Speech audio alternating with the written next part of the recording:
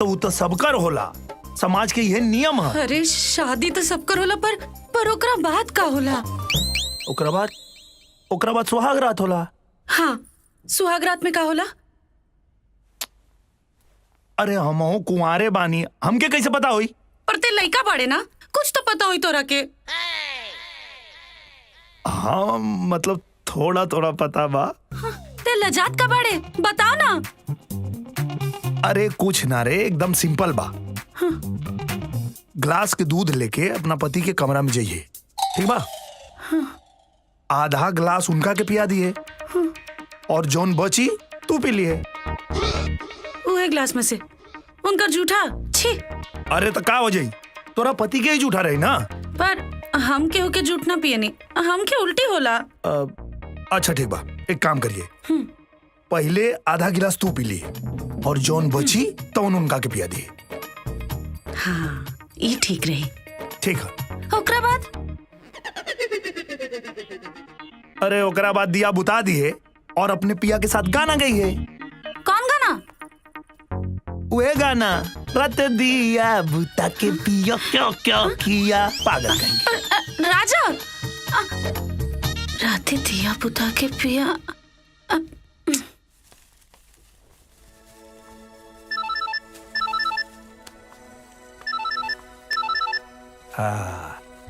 हाँ जान बोला। और जान का होता? अरे माड़ो बना होता नहीं। अरे वाह, ऐसे ही डट के काम कई करा। डट के तो ऐसा बनेले बानी ना कि अगर तू अभी आ जीबू और माड़ो देख लेबू तो इनाम में चुम्मा दे देबू। फिलहाल ऊ तो अभी पॉसिबल नहीं खे। अच्छा सुना, हम वीडियो कॉल करतानी, तू उठावा। और हाँ, वीडियो कॉल पे ही चूम के काम चलैया तब तक। चला ठीक बा।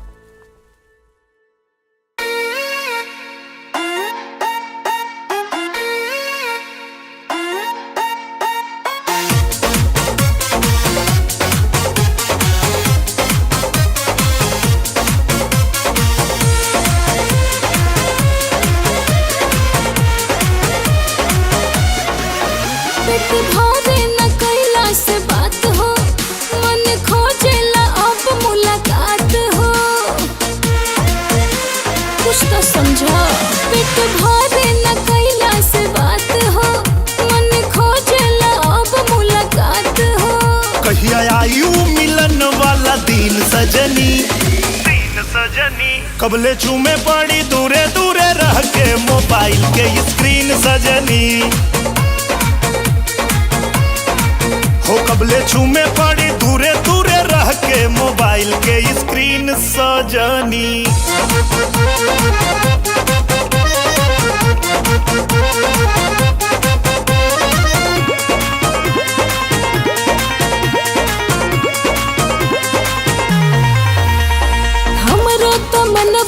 उतने बेहाल बा, भइल जवानी चुके काल बा। अब नहीं तनिको साथ आटे दूरी, पास नहीं खुई है मलाल बा। हो हमरो तो मनवा भी उतने बेहाल बा, भइल जवानी चुके काल बा।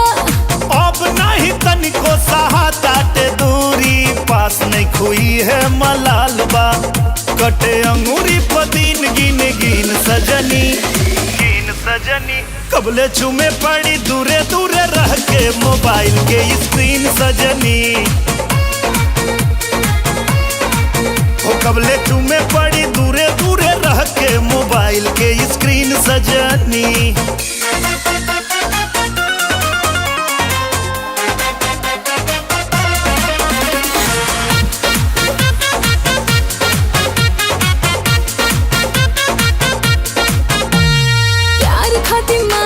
उफान बड़ी मान बा, बढ़त बेचैनी छने छन बा। दिनवा तक कट जाला एने ओने कसहू, रतिया पहाड़ भइल धन बा। हाय प्यार खातिर मारत उफान बड़ी मान बा, बढ़त बेचैनी छने छन बा। दिनवा तक कट जाला एने ओने कस कसहू रतिया पहाड़ भइल धन बा साच होई कब सपना हसीन सजनी हसीन सजनी कबले चूमे पड़ी दूरे दूरे रह के मोबाइल के स्क्रीन सजनी ओ कबले चूमे पड़ी दूरे दूरे रह के मोबाइल के स्क्रीन सजनी। अरे जब काम हो जाए तो बुला लिया। हाई ला जौन घाटे बढ़े तो जाके बाजार से ली आवा। व्यवस्था में कोनो कमी ना होके के चाहिए, समझ गई ला? सुन बाबूजी, कम पड़े तो बता देना। भुजेंद्र भी आ गई ने। ले बाबूजी आ गई, उनके बुला के दे दा। एमे डिक्की कहाँ लगवैला हा? ये तो 15 देसी में लग जाई। तब तक के रखना कोनो चीज से ढक के सुरक्षित रखवा दो। ठीक बा। ये कहाँ से आई? कहाँ से आई? कहाँ से आ गई? अरे बाबा खरीद के आयल बा। और कहाँ से आयल? खरीद के? हाँ। ज्यादा पैसा वाला हो गए हो? हाँ? अरे इतना खर्चा कर रहा हूँ और करते चला जा रहा हूँ। क्या जरूरत रहे इसे लाने की? बाबूजी, ये लड़का वालन के डिमांड रहल, यही खातिर आयल हा। छोड़ी ना। अरे डिमांड? कैसा डिमांड? हमारे सामने तो कोई बात नहीं हुई थी ऐसी। अरे बाबा जब वो तिलक लेके आयल रहे तबे डिमांड कैले रहे और तुम लोग मान गए? हाँ? कल वो मांगेंगे, परसों वो मांगेंगे, नरसों ये मांगेंगे, यानी जो जो वो कहते जाएंगे वो हम मानते जाएंगे। हाँ? विवाह नहीं, व्यापार बन गया है। बाबूजी अब समय कहाँ है? काल है तो बारात आई। हम कुछ नहीं जानते हैं। भूमि का विवाह उस लालची घर में कदापि नहीं होगा। ये का कहता रे बाबूजी? बहू हम जो कह रहे हैं बिल्कुल ठीक कह रहे हैं और सोच समझ के कह रहे हैं। बाबूजी अब सब तैयारी हो चुकल है, अकाले बारात आवे खा। अब एगो छोटी से बात लेके इतना भवंडर बनावे की का मतलब है? हाँ? अब सोची कल बारात ना आई, उनकर तो इज्जत जैबा करी, का हमनी की इज्जत बची? अब भूमि से क्या शादी करी? कौन कहता है शादी नहीं होगी? कौन कहता है? भूमि का विवाह होगा और जरूर होगा और तय तारीख पर होगा। आखिर वो मेरी पोती है। भुजेंद्र, गाड़ी निकालो, चलो। का बात बा? आज तो बहुत बहादुर हो गए बड़। केहू से नहीं खुले रात, केहू देख ली तब का? वैसे भी हम तो तोहर होखे वाला मेहरारू बानी और आज हम बहुत खुश बानी। अच्छा? ऐसन मन करता कि स्कूल की छुट्टी लेके पूरा दिन तारा साथे बिताई। अच्छा, ऐसन कौन खुशी के बात बा? माई बाबूजी मान गइल बड़े हमनी के बियाह खातिर के। का? हाँ सच्ची? मुच्छी। और अब वो दिन दूर नहीं खे जब हम तोहर मेहरारू बन के तोहरा घरे आए। तब तो चला, आज तोहरा के कहीं घुमा के लिया वतनी। अभी ना, स्कूल के छुट्टी उखला के बाद। अरे अभी तक कहत रहलू है कि तोहरा के कहीं घूमे चले के बाद छुट्टी लेके, अब का भाई? हाँ लेकिन स्कूल के छुट्टी हो जाए ओकरा बाद साझी खाने तू हमके कहीं भी लेके चला घूमे खातिर। ठीक बा, जैसन तोहार मर्जी। ठीक बा। अच्छा हम जाता नहीं। बाय। बाय।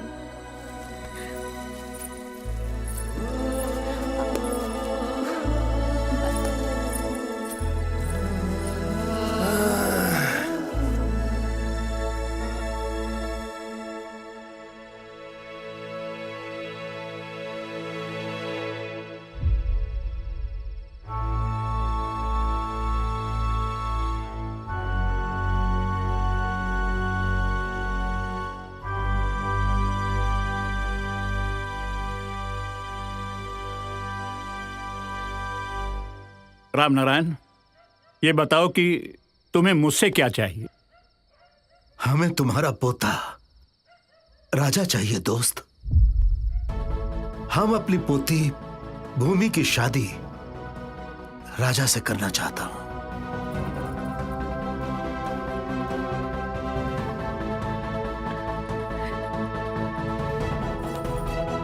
राम नारायण। हाँ भाई। तुम्हारी इज्जत हमारी इज्जत। तुम्हारी पोती की शादी राजा से ही होगी।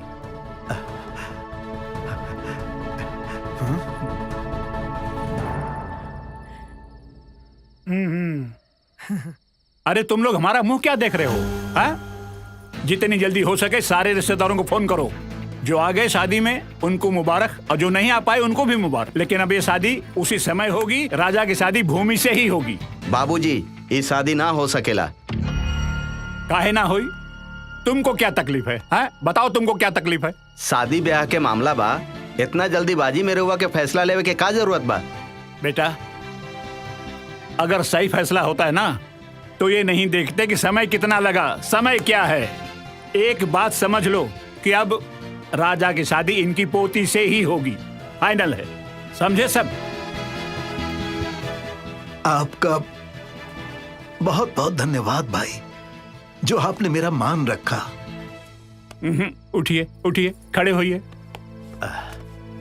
हाथ मत जोड़िए, आइए गले मिलिए, आइए। शादी खूब धूमधाम से हम होगी। तो सोचले रहनी कि हमारा बहन के बिया राजा से हुई, लेकिन ये लोग तो दूसरा से तके दिलिन। अरे भाई, आपकी इज्जत हमारी इज्जत। जाइए आप, जाइए तैयारी कीजिए। रखने के लिए अरे आप जाइए, बहुत बहुत धन्यवाद आप जाइए और बिटिया के शादी की तैयारी कीजिए। मैं बारात लेके आ रहा हूँ ना, उसी समय शादी होगी। जाइए जाइए, आप जाइए। चलो बेटा। हाँ, खुश रहो बेटा, खुश रहो। बाबूजी, इतना जल्दीबाजी में फैसला लेवे के का जरूरत बा? आखिर कोनो हमरो हक बा, हम ओकर बाप बानी बाप। अरे तो हम तो हार बाप हैं, समझे? फैसला हो गया तो हो गया। हाँ, तो जाए रहुए लोग ब्याह शादी करम, हम तो ना जाए ब्याह में, जाए रहुए लोग। हाँ, जाओ जाओ। तुम क्या समझ रहे हो कि मुर्गा बांग नहीं देगा तो सुबह नहीं होगी? सो जाओ जाओ। नीरज बेटा, अरे राजा अपनी ससुराल में जाके उसको लेके आओ, दूल्हा बना के लेके जाएंगे कल, ठीक है? जा। ठीक बा बाबा जी, जाता। हाँ।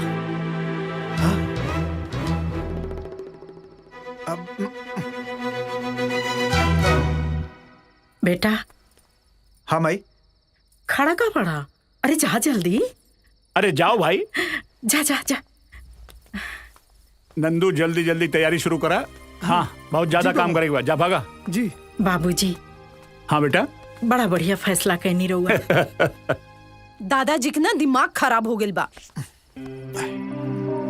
दादाजी घर के बड़ बुजुर्ग हवन, जो सोचले हुई है अच्छा ही सोचले हुई है। राजा के बिया ना हम अपना बहन के साथे सोचले रहनी, और हमार सपना सपना ही रह गइल। तो क्या अपन बहन के चिंता धैले बा? हमार भाई राजा के काले शादी बा, और ओकरा पता भी नहीं खे। दा कुर्ता।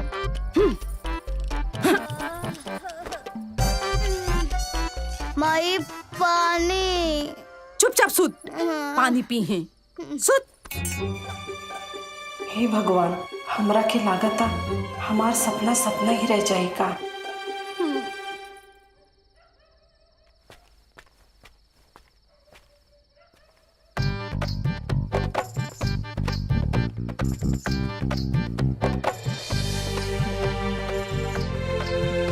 राजा।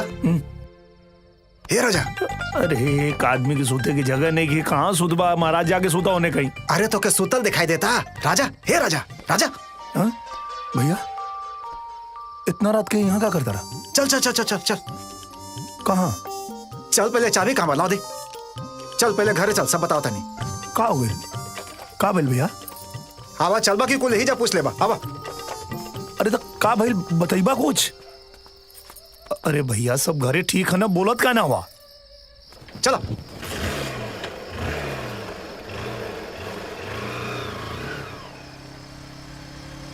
अरे इतना रात के उठा के लेके चल जाला, कुछ बतावत है ही ना? हमारे हमके बताइबा भाईल कहाँ? अरे चुप रहा, पहले घरे पहुंचल जा, फिर बताओ तनी। चलो।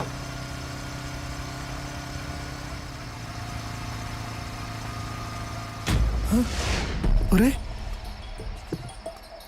का हो गई?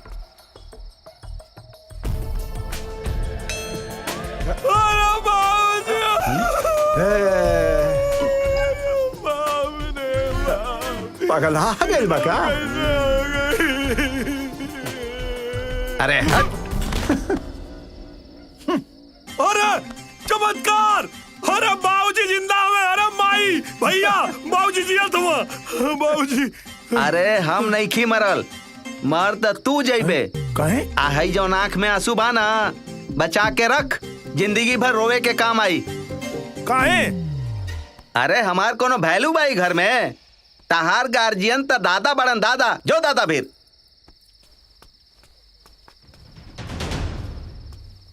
का भइल दादाजी? तुम्हारी शादी है। कब? कल। कल? कहाँ? अरे वो हमारे दोस्त राम नारायण जी है ना, अरे तुमको पता नहीं चला? तुम तो वहीं थे। उनकी पोती का रिश्ता टूट गया, और अगर कल के कल उनकी पोती की शादी नहीं हुई तो राम नारायण जी आत्महत्या कर लेंगे, अपनी जान दे देंगे। अरे वो अपन जान दे दिया है, कर मतलब का हमार भी आकर पाऊँ तू? राजा बेटा, मुझे तुझ पर पूरा भरोसा है, इसीलिए मैंने उनको जुबान दे दिया है। अब अगर तुम ना बोल दोगे ना तो अकेले नहीं मरेंगे, साथ ही साथ मैं भी अपनी जान दे दूंगा। दादाजी ये कैसन बात करता नहीं आप? ठीक है बेटा, ठीक है, हमको पूरा भरोसा था तुम पर, इसीलिए मैंने उनको जुबान दे दिया। है बहू? जी बाबूजी। ले जाओ इनको, तैयार करो, ले जाओ और सारी रस्में पूरी करो। ले जाओ तुम लोग। जी बाबूजी। जाओ बेटा। चलिए देवर जी, चलिए जल्दी चल। माई लेकिन ऐसे कौन भी आवला? ई का मतलब का होत है? ले लेना तू चकवा, मोटर गाड़ी चाहिए तो के। हाँ, तोहरा दहेज के लालच के चक्कर में टूट गई हमारी शादी, जिंदगी भर कुमारा रहा, और अब कुमारा ही मरब। भैया ले लो बुलेट, मिल गई बुलेट। बुलेट चाहिए, बुलेट।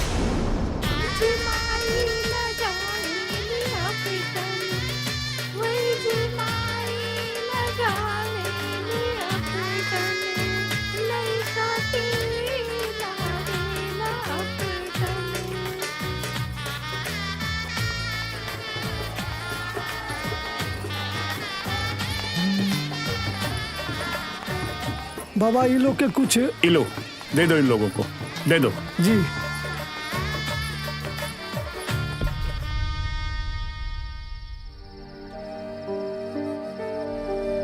काहे मुंह लटकावले बाड़ू? ये सब अचानक का हो गई? दादाजी हमार शादी लड़का से तोड़ के राजा के साथ तय कर देले। ये तो और अच्छा बात बा कि राजा के तू पहले से जाने लू, ऊपर से वो तोहार दोस्त हवे। हाँ, एगो अनजान से शादी भइला से अच्छा बा कि जानल पहचानल से होके। पर हम राजा के बारे में कबो ऐसा सोचनी ना। हाँ तो अब सोच के देखा, राजा तोहर जितना देखभाल और केयर करी ले, शायद ही कोनो लड़का करिए सन। शादी के बाद तोहरा से और भी ज्यादा प्यार करी है वो।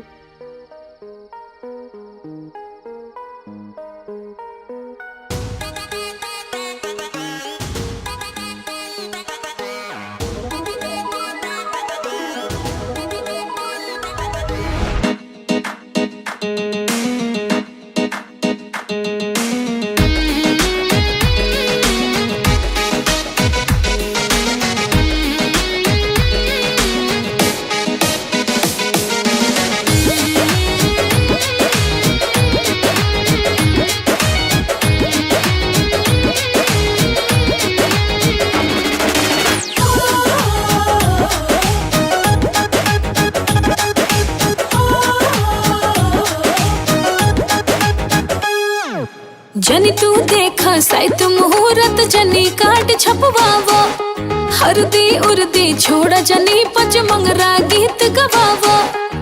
डीजे डेकोरेशन नहीं चाही, बैंड बाजा, डोली लेके आजा राजा, डोली लेके आजा, डोली लेके आजा, जल्दी डोली लेके आजा।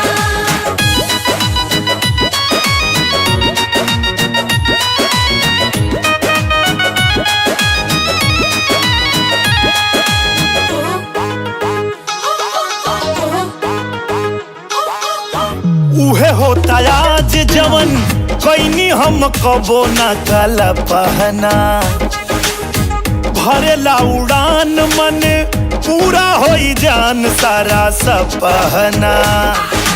अजना बजना गनना मनना छोड़ा रीत रिवाज हो, ये खुशहाली कबो न आई जवन मिलत बाज हो। सपना हिलोर मन में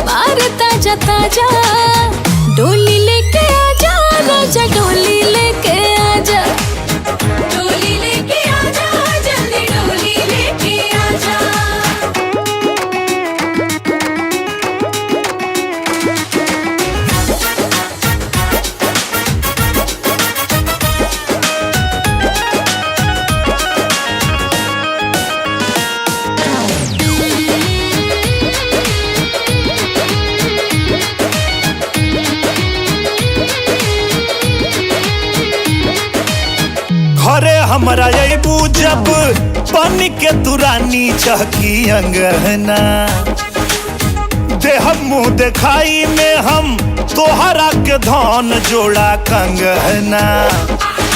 चूड़ी कंगना सुरमा अजना ना चाही उपहार हो, हमरा तो बस चाहे राजा खाली तोहर प्यार हो। स्वागत करेला जो है नैहर के दरवाजा, डोली लेके आजा राजा डोली लेके आजा, डोली लेके आजा जल्दी डोली लेके आजा, डोली लेके आजा राजा डोली लेके आजा, डोली लेके आजा जल्दी डोली लेके आजा।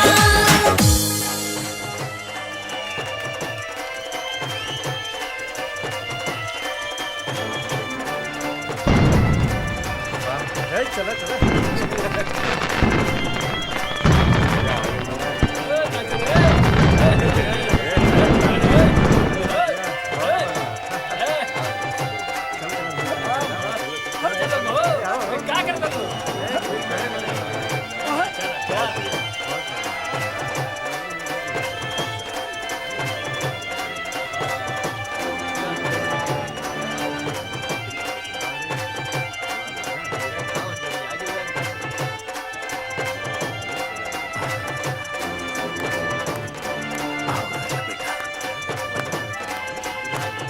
खुश रहो। आइए समधी जी। चलो। हाँ चलो। हाँ चलो बेटा। प्रणाम प्रणाम। हाँ बेटा खुश रह खुश रह। हाँ खुश रह खुश रह। अरे दुल्हा को पहनाओ। हाँ खुश रह खुश रह। वक्रतुंड महाकाय सूर्यकोटि समप्रभ निर्विघ्न कुरु मे देव सर्वकार्येषु सर्वदा। मंगलम भगवान विष्णु मंगलम गरुड़ध्वजा मंगलम पुंडरीकाक्ष मंगलाय तनोहरि। यजमान अक्षत लीजिए, फूल लीजिए। गंगे च यमुने चैव गोदावरी सरस्वती नर्मदे सिंधु कावेरी जले अस्मिन् सन्निधिं कुरु। फूल को चढ़ाइए भगवान पर। यजमान कन्या को बुलाया जाए। अबुजिंदर जी बाबूजी। देखा देखा। ओम स्वस्ति न इंद्रो वृद्धश्रवा स्वस्ति न पूषा विश्ववेदा स्वस्ति नस्ताक्षो अरिष्टनेमि स्वस्ति न बृहस्पतिर्दधातु। ओम मंगलम भगवान विष्णु मंगलम गरुड़ध्वजा मंगलम पुंडरीकाक्ष मंगलाय तनोहरि। वक्रतुंड महाकाय। ओम मंगलम भगवान विष्णु मंगलम गरुड़ध्वजा मंगलम पुंडरीकाक्ष मंगलाय तनोहरि। ओम स्वस्ति न इंद्रो वृद्धश्रवा स्वस्ति न पूषा विश्ववेदा स्वस्ति नस्ताक्षो अरिष्टनेमि स्वस्ति न बृहस्पतिर्दधातु। वक्रतुंड महाकाय सूर्यकोटि समप्रभ निर्विघ्न मे कुरु मे देव सर्वकार्येषु सर्वदा। ओम मंगलम भगवान विष्णु मंगलम गरुड़ध्वजा मंगलम पुंडरीकाक्ष मंगलाय तनोहरि। कन्या को अक्षत फूल दीजिए और गणेश जी पर चढ़वाइए। गजाननम भूतगणादि सेवितम कपित जम्बू फल चारु वक्षणम उमासुतम शोक विनाशकारम नमामि। देख ली तब का। वैसे भी हम तो तोहर होखे वाला मेहरारू बानी और आज हम बहुत खुश बानी। अच्छा ऐसन मन करता कि स्कूल के छुट्टी लेके पूरा दिन तारा साथे बिताई।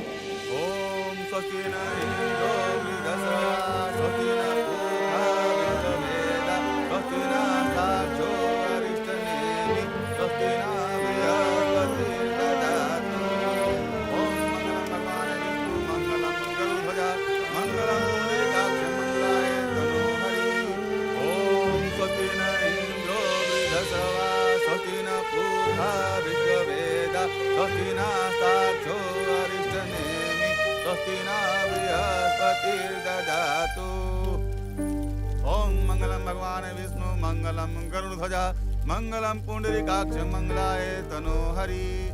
मंगलम भगवान विष्णु मंगलम गरुड़ध्वजा मंगलम पुंडरी। ऐसन कौन खुशी के बाद बा? माई बाबूजी मान गइल बड़े हमनी के बिया खातिर के।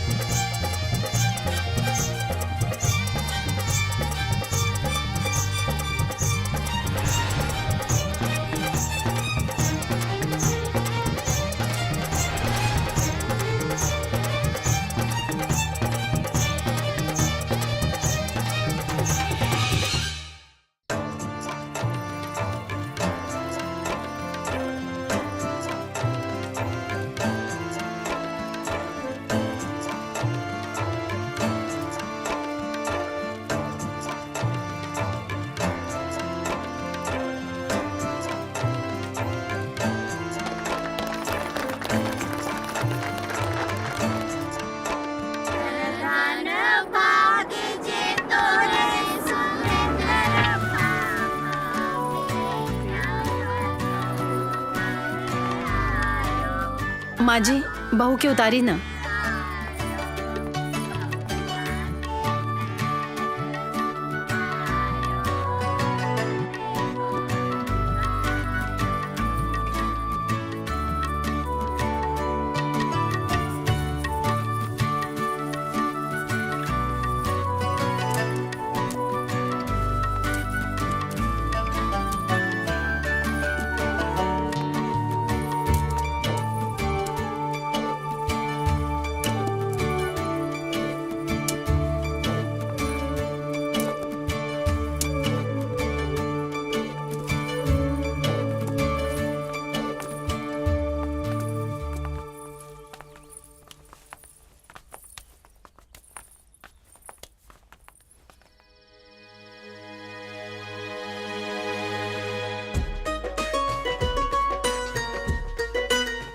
बैठो बैठो बैठो बैठो।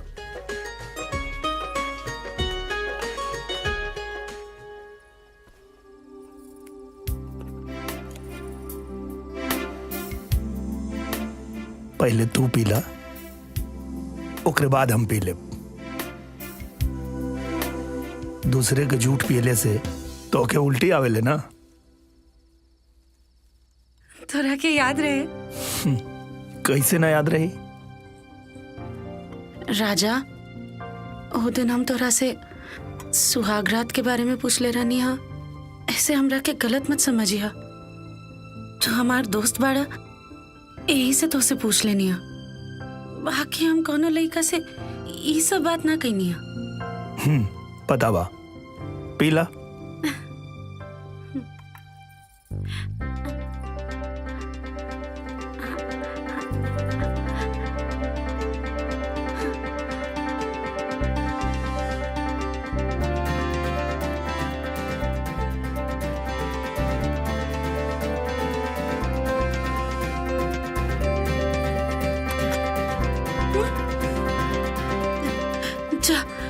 हम तो पूरा पी गए नहीं।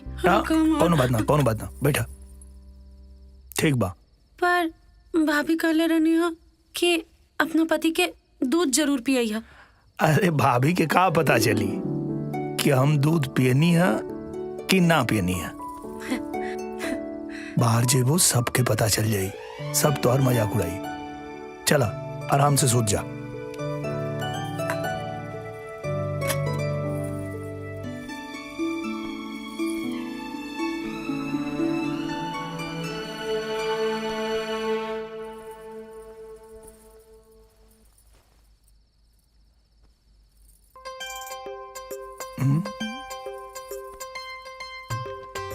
का भइल? ओ भाभी कहले रही है कि अपना पति के पकड़ के सुतिया। हाँ ठीक बा। लेकिन ओकरा बात का करे के बाद ई ना बतैली हो। सुना ना, तोहरा के पता बा का? अब हमके कैसे पता रही? हमके पता नहीं के कुछ। सुता। ठीक बा, तो कल हम भाभी के फोन करके फोन पे पूछ ले। ठीक बा, पूछ लिया। अभी चुपचाप सुता।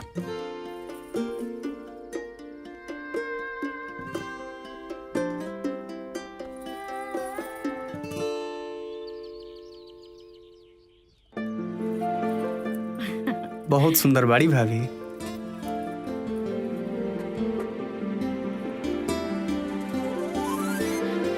कितना खुश नसीब बड़े राजा की इतना सुंदर मेहरारू पौले बड़े। अरे चाची, तू भौजी के बड़ाई करत तारू कि राजा भैया के शिकायत करत तारू?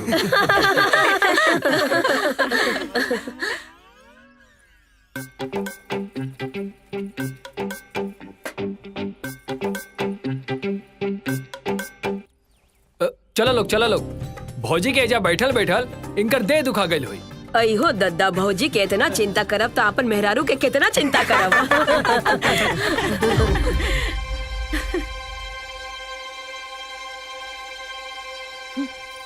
चल चल भौजी के सामान अंदर रख दे। बहुत नीमन दिया। माँ जी, ई रख ली। ना बेटा, ये तोहरा के गिफ्ट में मिलल बा, ये तोहार है, ये तू अपने पास रखा। जा दादाजी आ गए नी, पैर छुला यहाँ के। अरे खुश रह बेटा, खुश रह, खुश रह, खुश रह। बेटी, हालात ही कुछ ऐसा पैदा हो गई कि हम लोगों को अचानक में शादी करवानी पड़ी। इस शादी से तुम खुश हो ना? बेटा, मैंने राम नारायण जी को बोल दिया है कि आपकी पोती को यहाँ कोई तकलीफ नहीं होगी। मैं हूं यहाँ, और एक बात तुमसे भी कहना चाहता हूं, अगर तुम्हें किसी प्रकार की कोई भी तकलीफ हो, तुम्हें कोई भी उलझन हो, तो बेझिझक मुझसे कहना। यहाँ तुम्हारा दादा मैं हूं, मैं ही तुम्हारा दादा हूं, समझी?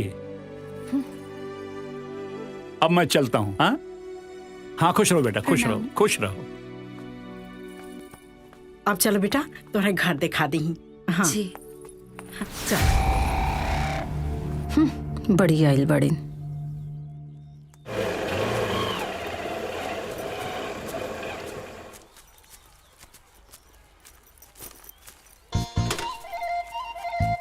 अच्छा सुन, हाँ। तो टीचर पूछी है स्कूले कहा ना आइले तो का बतेबे? कह देम के हमार चाचा के बियाह रहे। अरे इतना देर समझौले के बाद तो यही समझ में आइला। अपने टीचर से गलती से भी मत बताइए कि हमार बियाह भइल बा। तब का बताइम? अरे कौनो बहाना मार दी है, तोरा लगे बहाना कमी बा। चल। मैं कम इन मैडम।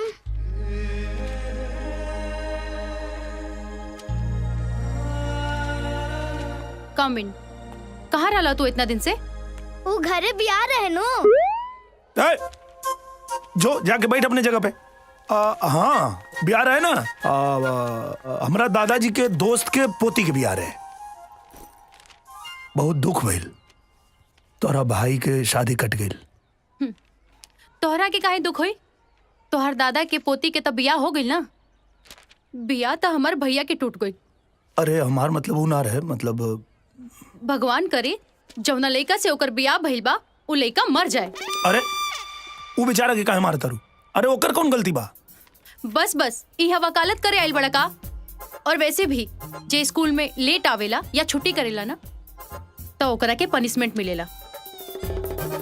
है बल्लू? जी मैडम जी। चल मुर्गा बन। जी मुर्गा का है? बने तड़के ना आई जाओ। अरे कहीं और के गुस्सा कहीं और काहे निकाला तारू? तोहरा के भी मुर्गा बने के बका? ना हमरा काहे मुर्गा बने के बा? गलती के भाई बनी है, ठीक से बन।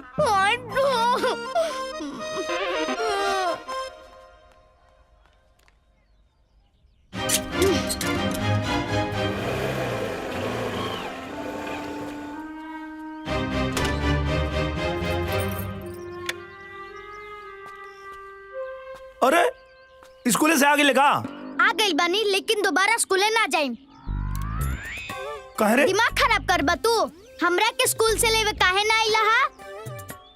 अच्छा, अरे यार वो अब का बोल ना कि हम वही वाला रहनी, लेकिन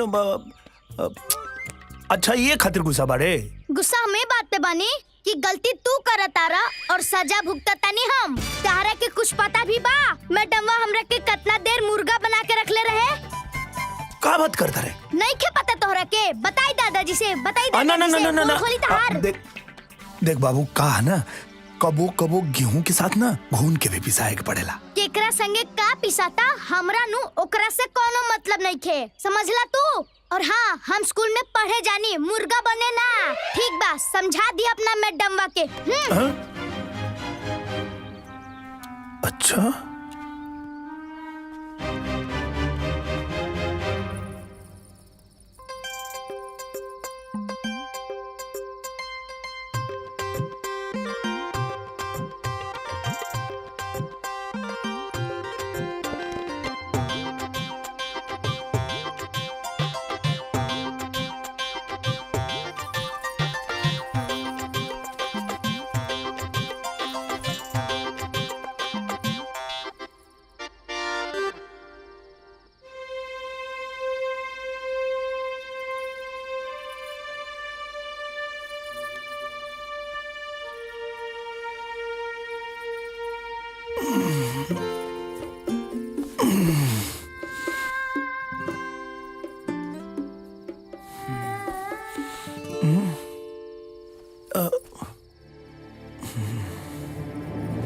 का हो गई?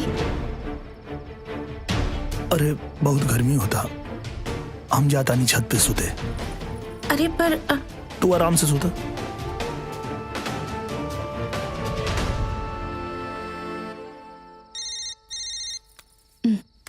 भूमि के फोन।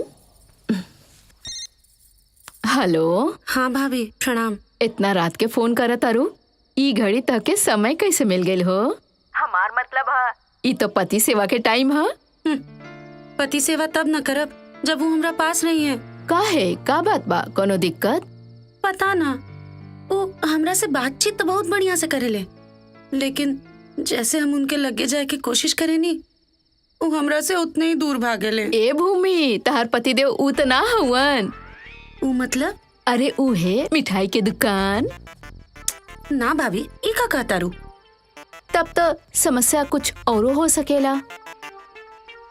का? कहीं बाहरे चक्कर वक्कर तो ना चलावत हवन? जे आदमी अपना खुद का मेहरारू से इतना शर्माला, वो बहरे का चक्कर चलाई। जब इतना विश्वास बा तो देर कौना बात के है? तो हर समस्या के समाधान तो तोहरे लगे है। वो कैसे? अरे अपना जवानी के जादू दिखा के तू उनका के अपना वश में कर सकेलू। अभी कैसे करबो ई तो तू ही सोचा।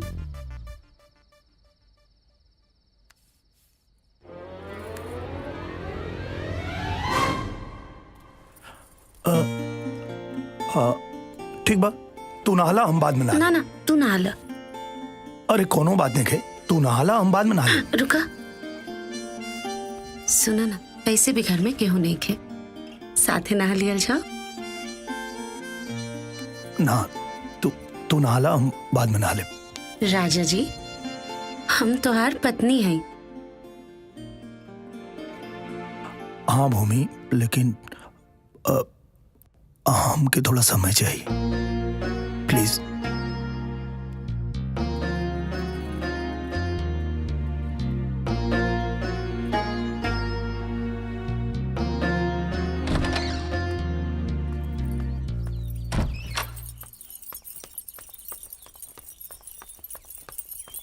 ए राजा। हाँ माई। अरे बेटा रुक, कहाँ जाता रहा? तनी बाजारे जाता नहीं। अरे बेटा, घर में नया बहुरिया आयल बिया, तू कहाँ घर छोड़ के जाता रहा? अरे माई, अब नई बहुरिया घर में आयल बिया तो हम का करी? अब बाजारों नहीं घूम सकत का? अरे बेटा, अरे तू घर में रहवा तो ओकर मन लगी ना, बुझाइल तोहरा? तोहार रहल बहुत जरूरी बा। ओकर जरूरी तोरा समझ में आवता, लेकिन हम कोनो जरूरी काम से जाता नहीं तो उन्हें क्या समझ में आवत। अब जा, देखा तानी कैसे तू जाता रहा। जा।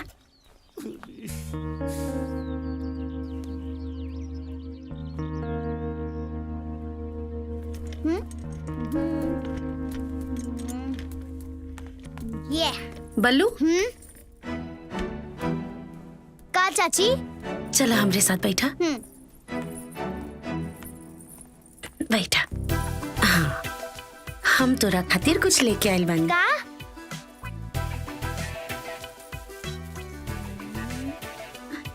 चॉकलेट्स। वाह, तोहरा के चॉकलेट्स बहुत पसंद बा ना? बहुत ज्यादा। ला। थैंक यू चाची। You're welcome। बल्लू, हम सुन ले बानी तोरा के लूडो भी बहुत पसंद बा। हाँ। तैला। लेकिन चाची केहू भी हमरा साथे ना खेलेला। अरे तो हम खेलब ना। अरे तब तो बहुत मजा आई। अभी खेला ना। चला। ये कौन कलर चाहिए तोरा के? पीला वाला। चाची पहले हम खेलम। ला।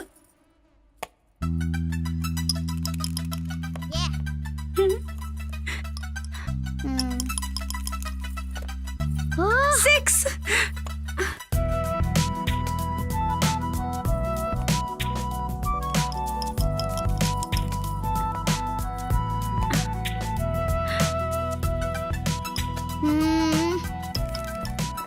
वाह 6 खेला खेला जल्दी खेला।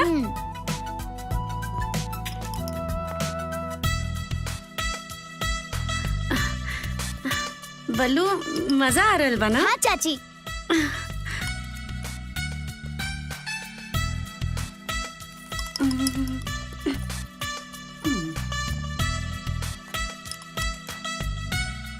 अच्छा बल्लू एक बात पूछी? पूछा चाची। लेकिन पहले तू हमार कसम खा के बोला कि एकदम सच बोलबा, झूठ ना बोलबा। चाची हम झूठ ना बोलेनी और तहरा से तब बिल्कुल झूठ ना बोलम। तोरा चाचा के शादी से पहले कोनो गर्लफ्रेंड रहे का? अरे ओकरे चक्कर में तो हमरा भोरे भोरे स्कूले जाए के पड़ेला। तोहार गर्लफ्रेंड ना तोरा चाचा के। अरे उनके बारे में बताओ तानी। चाचा रोज हमरा के जबरदस्ती स्कूले ले जाले ताकि उस शिक्षा मैडम से मिल सके। और हाँ हमार शिक्षा मैडम भी चाचा के खूब पसंद करेली। चाची खेला। हाँ अब अच्छा बोलू। अब तोरा के बारे में और भी कुछ पता बाका? चाचा अभी भी ये बात शिक्षा मैडम से छुपा के रखले बाड़े कि उनकर बियाह हो गइल बा और हमरो के बतावे से मना कइले बाड़े।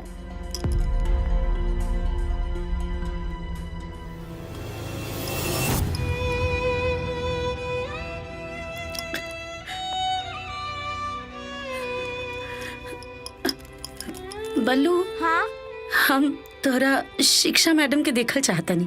ठीक बा कल चाचा ना तू हमरा के लेके चलिए स्कूले और ओजे ही हमारे शिक्षा मैडम के देख लिया। अब खेला।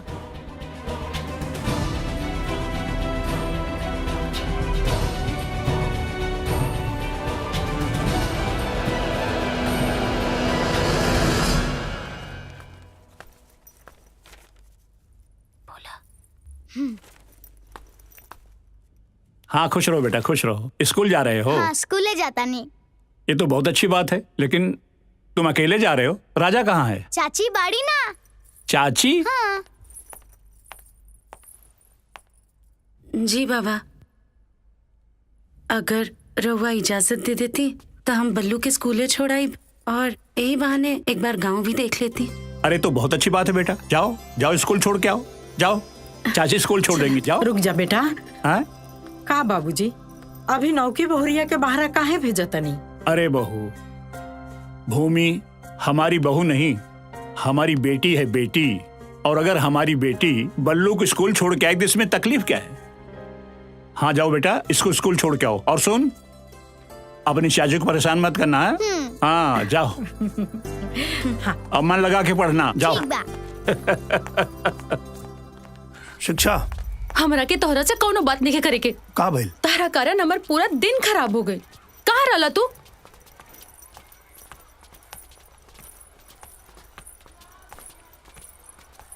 चाची ई रहल हमार स्कूल। और चाची वो देखिए उहे है हमार शिक्षा मैडम। और देखी चाचा से लड़त झगड़त बाड़ी। अरे शिक्षा हम आवे वाला रही, लेकिन अब कुछ काम। ई कोनो बात भइल का? अरे हमार बात तो सुना। हमके तोहर कोनो बात नहीं के सुने के, जा यहाँ से।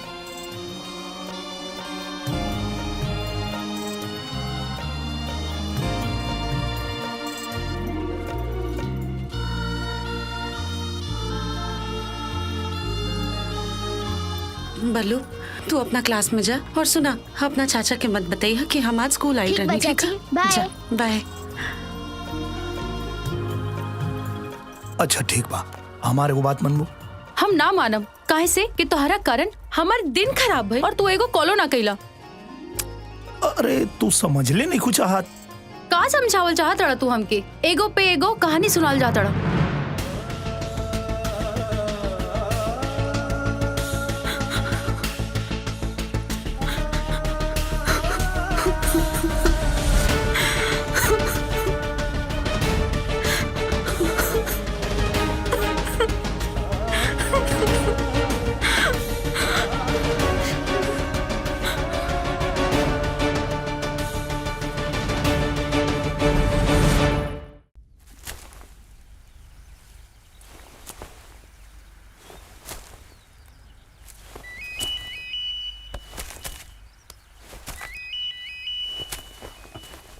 राजा भैया हाँ फोन आयल बा, फोन शिक्षा मैडम के फोन बा। हाँ बोला। अच्छा सुना, कल भोला बाबा के मंदिर में आ जाइए। काहे कोनो खास बात बा का? अरे हाँ, कल तीज बा और हम तोहरा खातिर व्रत रखतानी। अच्छा तो हमारा आवेल जरूरी बा का? तो काहे ना आइल जरूरी बा?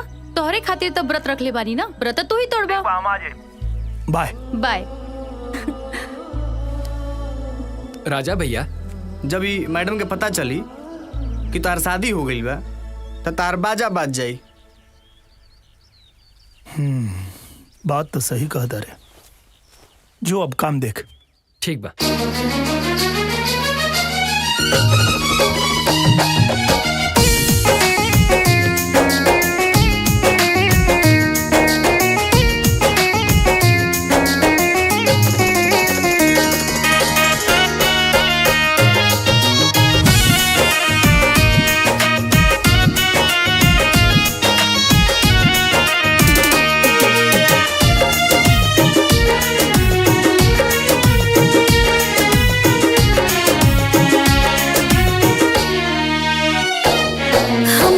चकोरी जान पिया, हमरा दिल के अरमान पिया, हथवा के मेहंदी इहे कहे होठवा के तू मुस्कान पिया। करतनी तो से गोहारे भोला, करतनी तो से गोहारे भोला, बनल रहे से मुरवा हमारे भोला, बनल रहे से मुरवा हमारे भोला।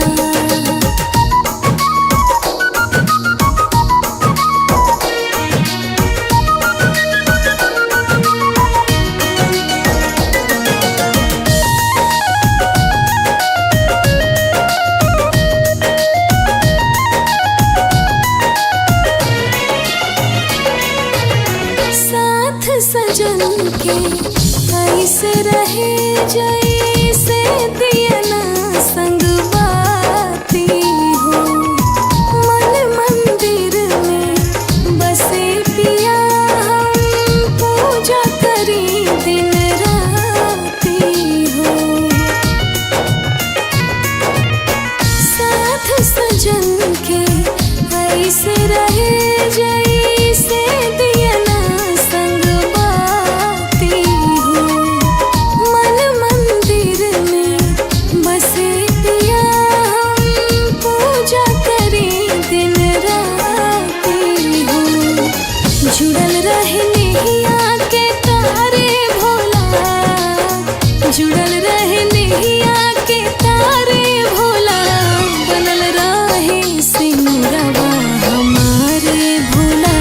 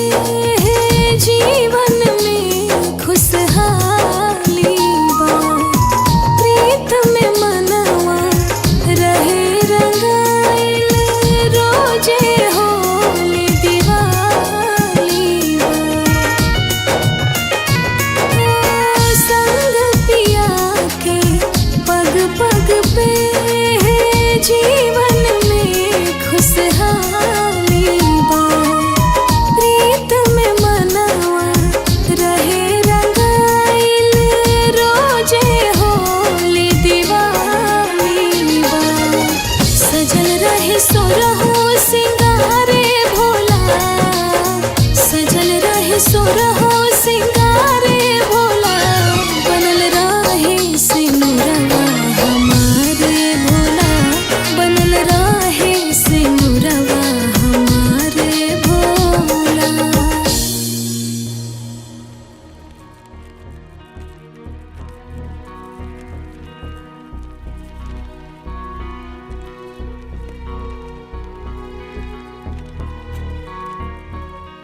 BANANA बनाना बनाना मीन्स केला।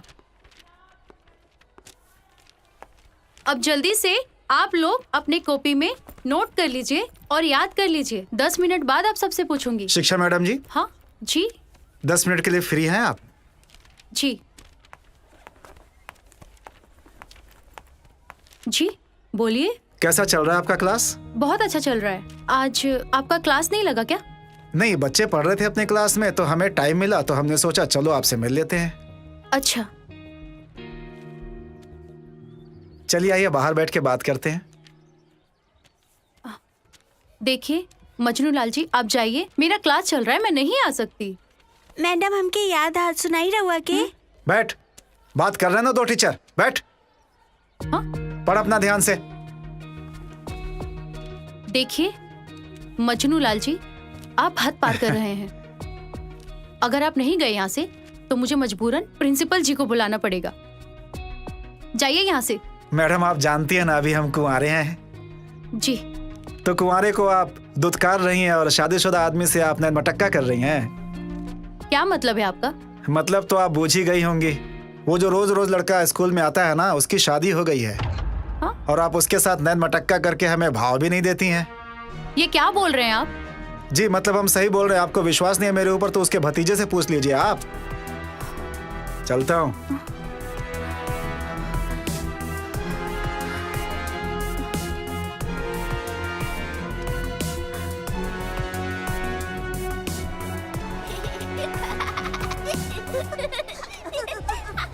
Keep quiet, चुप हो जाओ तुम लोग। हे भगवान, क्यों और के गलती की सजा हमरा के काहे देता नहीं मैडम जी? सच सच बतावा, तोहर चाचा शादीशुदा बाड़न की ना? नहीं तो आज पूरा दिन तोहरा के एंगने मुर्गा बना के रखब। सच सच बताओ तनी, हमरा चाचा के बियाह हो गइल बा, अब तो जाए दी।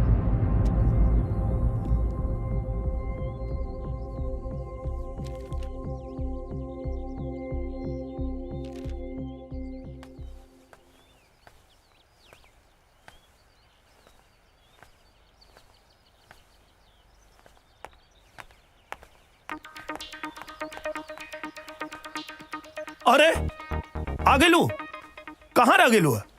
और ये बैठ क्रिकेट खेल के बगा। अरे रुका, अरे तो के बताओ तो नहीं अबे। जान से मार देम तो के। रुको। अरे बतावा तो का भइल? तू हमार नहीं का हो सकत त तोरा के और के बिना होके दे। जान से मार देम तो के। अरे बाप रे, अरे हम मर जाए तो तू विधवा हो जेबू। विधवा तो चुड़ैल होई, हम ना।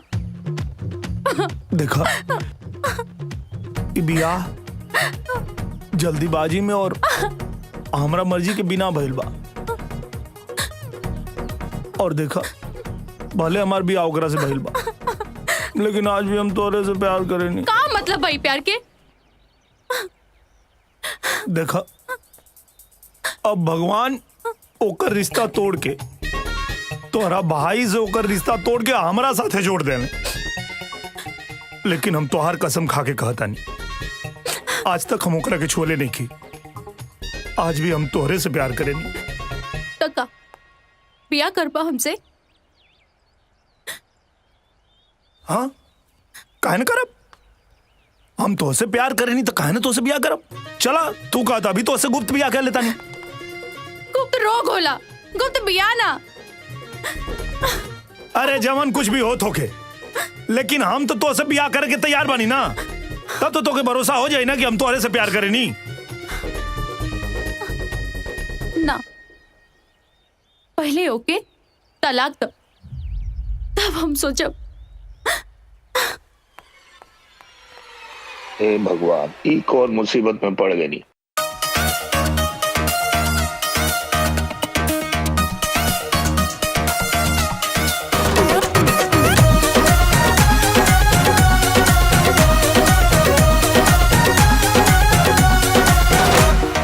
बच के कहाँ जाइबा हो, हमरे हाथे आइबा हो, मरद हमर सीना से का साबत के सटैबा हो, दोनों हाथे लट बाटे मोन बजावन खाली, अरे खाली। हिया घीव घर वाली तो विटामिन बाहर वाली। अच्छा। एगो पिया अमरूद, दोसर दूध वाली छाली। हिया घीव घर वाली तो विटामिन बाहर वाली। एगो पिया अमरूद, दोसर दूध वाली छाली। दूध वाली छाली, दूध वाली छाली।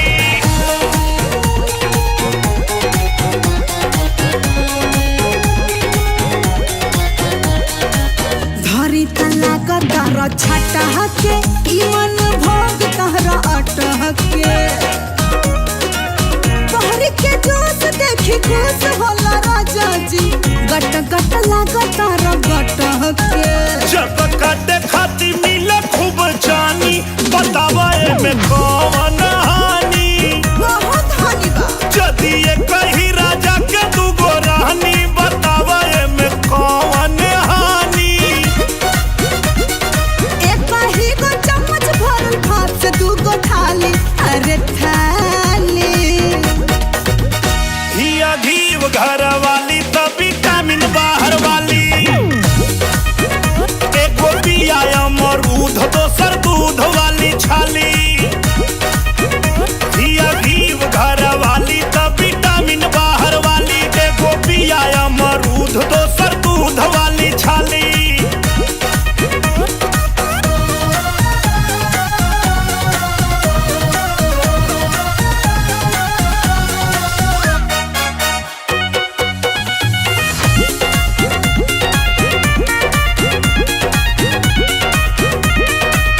एगो तसू घर बतनिया, दूसरे में चढ़ल जवनिया, रहता कुमार के जोगान में राजा जी, कहतब कहाँ जाई कनिया। दिल बोला दीही अब के जान हम एक बानी।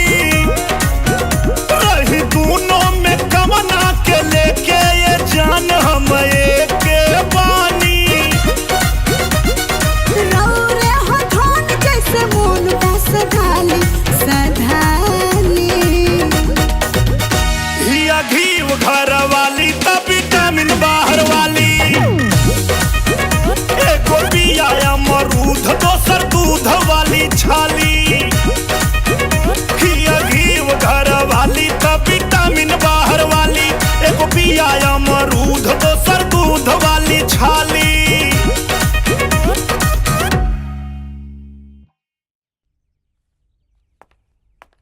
भूमि जी। हमके तो से कुछ बात करे के रहे। कहा का बात बा? बहू, दादाजी बहरे बैठल बाड़े खाए खातिर, लेके आवा। जी।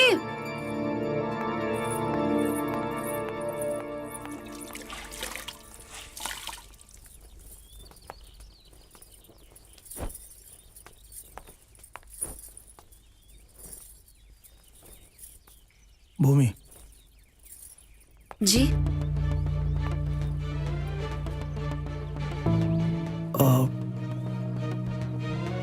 का भइल?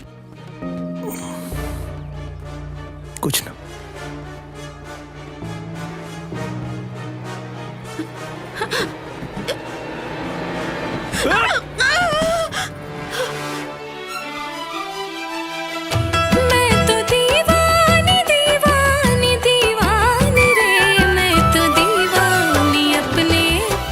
राजा, हम कई दिन से देख रहल बानी, तू हमरा से कुछ कहल चाहता रह, पर कह नहीं के पावत। ना तो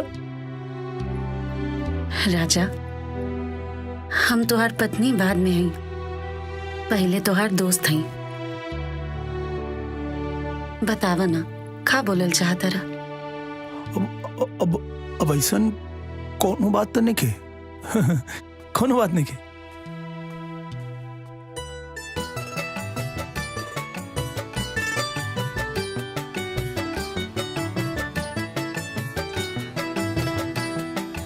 ली चाय। हाँ, रख दो।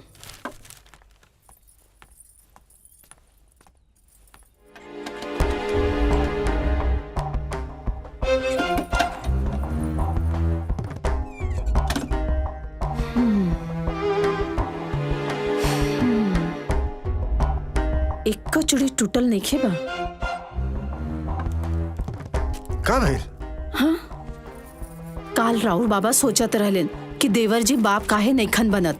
देवरानी साहिबा के कुल सुहागन चूड़ी देख कर पता चलता कि देवर जी और उनकरा बीच में कुछ ठीक नहीं खे। अब चूड़ी देख के तू भविष्यवाणी करे लगलू। जा ना किचन में कुछ कार हुई, जा कुछ काम कर, सब कुछ ठीक बा। अरे कुछ ठीक नहीं खे, ये हम दावा के साथ कहतानी। हम दावा के साथ कहता नहीं सब कुछ ठीक बा। तब ला चाय तो ठीक से बनते नहीं खे, भविष्यवाणी करे लगलू। जा जा अपन काम करा जा। खा। अरे राजा के खनवा लावा जल्दी। ना ना तू लोग खा, हम क्या आ जाए। अरे अरे का भाई? का भाई? अरे भूमि, अरे अरे नीरज मुंह का देखत बड़ा, गाड़ी निकाला, गाड़ी जल्दी हॉस्पिटल लेके जा। भूमि के अरे जल्दी जा, निकाला तानी। हाँ जल्दी लेके आओ बेटा। चल चल चल चल चल जल्दी चल। कहाँ?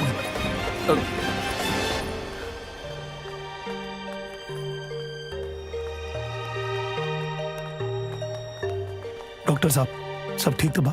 का बोले भूमि के? पेट में दर्द था, अब ठीक है, मैंने दवा दे दी है। अच्छा,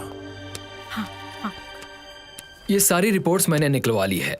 रिपोर्ट्स के अनुसार पता चला है कि आपकी पत्नी कभी मां नहीं बन सकती।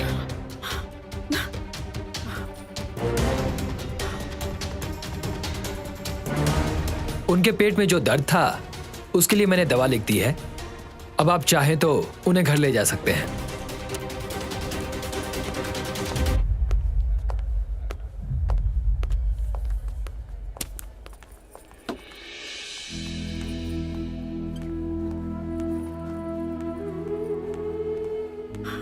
ना बेटा तू आराम करा। ना माँ जी, अब हम एकदम ठीक बानी, कोनो दिक्कत नहीं है।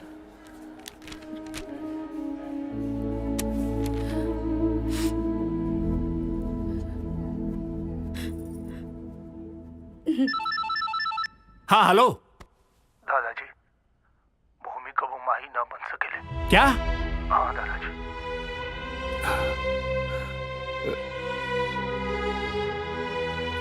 अब कुछ आराम बाना बेटा, ठीक हो जाए। भूमि बेटा अब तबीयत कैसी? अरे नहीं नहीं नहीं, तुम लेटी रहो, लेटी रहो, आराम करो, तुमको आराम की जरूरत है। राजा इधर उधर घूमना बंद करो, फालतू तुम घूमते रहते हो। घर में रह के बहू की सेवा करो और देखभाल करो बहू की। जी। पर बाबा अब हम ठीक बानी। हाँ तुम ठीक हो बिल्कुल, लेकिन तुम्हें आराम की जरूरत है। तुम आराम करो, तुम घर के काम की चिंता मत करो, बड़ी बहू सब संभाल लेंगी। वैसे भी आज तक सारा काम हम ही संभालत रहनी और आगे भी संभाल ले। इनकरा के थोड़ी ना कुछ भइल बा, बस लड़की नहीं पैदा कर सकत, बाकी सब तो ठीक ही बा। ए बड़ी बहू, तुम्हारी जुबान ऐसे बहुत चलती है, जाओ यहाँ से जाओ, संभाल लेंगी। बाबूजी बड़की दुल्हन तो ठीक है ना कहताड़ी।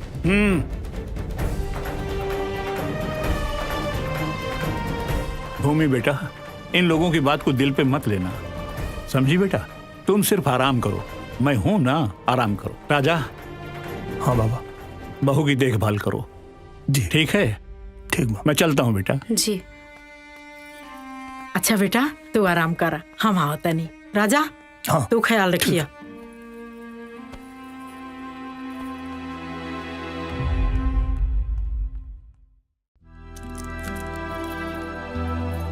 बस आखिरी गोली बा, खा ला।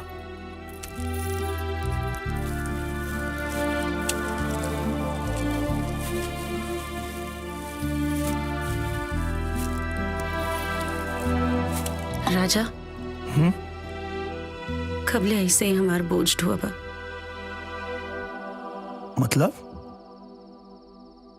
मतलब ये कि हम चाहता नहीं कि तू दूसर शादी कर ला। का बोलो तारो? हम एकदम ठीक है कहता नहीं, तनी सोच के देखा। आज तो सब कुछ ठीक बा, पर समय के साथ जैसे हमनी के उम्र ढली और हमनी के पास लड़का बच्चा ना रही है, तो बुढ़ापा में हमनी के सहारा क्या बनी?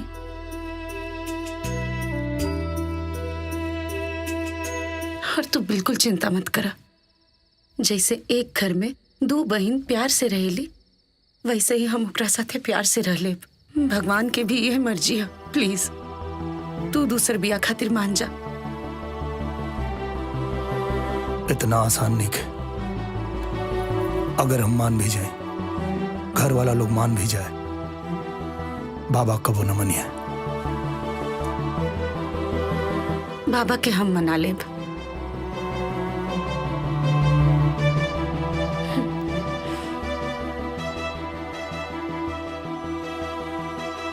पागल हो गए तुम दोनों, पागल हो गए हो। 7 जन्म साथ रहने का वादा किया था और अभी 7 महीने नहीं बीते और शादी टूटने की बात हो रही। आखिर क्या दिक्कत है लोगों की शादी से? बोलो क्या दिक्कत है? भूमि माई नहीं खे बन सकत और रउआ कहतानी कि कौनो दिक्कत नहीं खे। बहू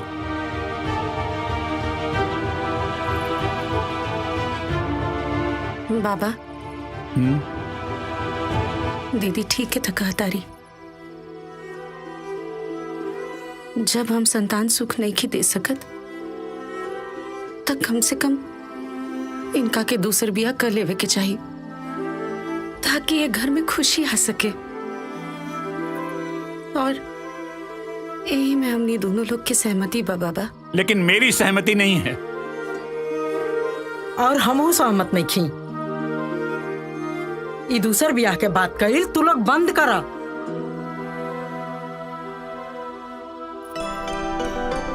बाबूजी यही से न कहत रही कि शादी ब्याह के मामला बा तनी सोच समझ के करी। लेकिन रउआ का ये का भइल?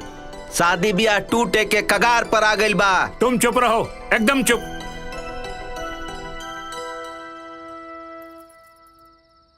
भूमि बेटा, अभी आपकी बहुत बड़ी उम्र पड़ी है, पूरी जिंदगी पड़ी है तुम्हारी।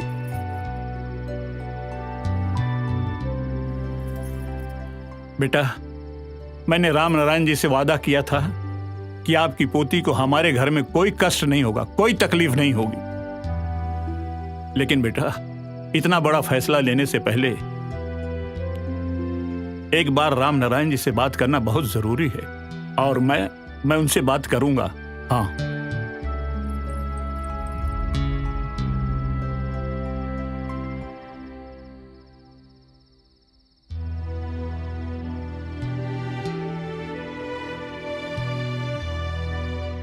बेटी, क्या तुम भी यही चाहती हो? हाँ बाबा। बेटिया, हमके तो लगा था तू ही कोनो मजबूरी में फैसला लेता हो। ना पापा, कोनो मजबूरी नहीं थे, बल्कि हम तो खुद इनका के दूसर बिया करे खातिर कहनी है। देख लिया ना राम नारायण, देख लिया ना आपने। अरे मैं समझा समझा के थक गया हूं इन लोगों को, लेकिन ये लोग फैसला ले चुके हैं। चाचा जी, अगर कोनो दूसर बिया हुई तो हमार बिटिया रही कहाँ? नैहरे में? और समाज का कही? ना पापा, हम कहीं ना जाइब, हमारी ये घर है। और रहुए तो कह ले रनी कि हमनी के संस्कृति में दान करे के परंपरा है। हर एक बार दान दिहला के बाद वापस ना लिहल जाला। कन्यादान के रूप में आप हमार दान कर चुकल बानी। और माई कहत रही कि नैहर से डोली उठेले और ससुराल से अर्थी।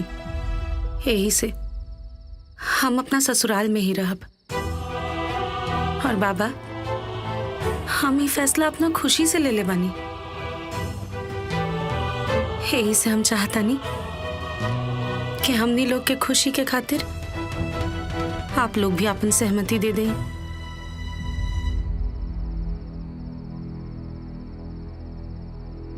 ठीक है बेटी, जब तुम सब लोगों ने सोच ही लिया है तो इसी में हमारी खुशी है।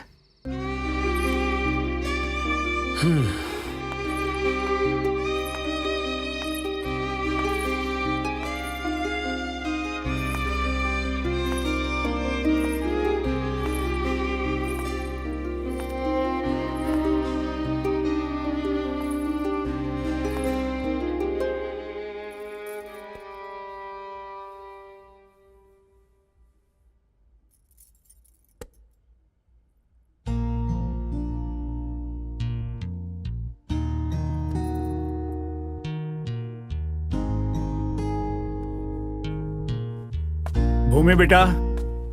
जी बाबा, आई बैठी।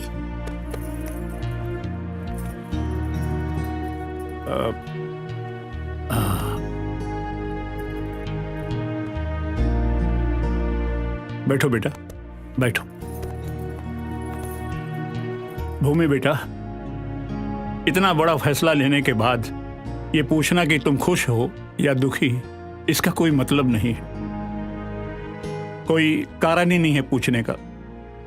अब तुम खुश हो, मुझे इस बात को सुनिश्चित करना था, बस। बेटा, राजा की शादी कहां और किस लड़की से होगी, इसका फैसला तुम करोगी। ये जिम्मेदारी मैं तुमको दे रहा हूं। लेकिन बाबा, हम राजा और आप मिलके। देखो बेटा, मेरी जिंदगी के अब 4 दिन बचे हैं, लेकिन तुम्हारी तो पहाड़ जैसी जिंदगी पड़ी है, पहाड़ जैसी जिंदगी पड़ी है बेटा। और मैं चाहता हूं कि तुम राजा की शादी एक ऐसी लड़की से कराओ जिसके साथ तुम पूरी जिंदगी खुशी खुशी गुजार सको, और मैं तुम्हारी खुशी देखकर निश्चिंत होकर मर सकूं, बस। हाँ बेटा। अब भूमि बेटा, मैं चलता हूं।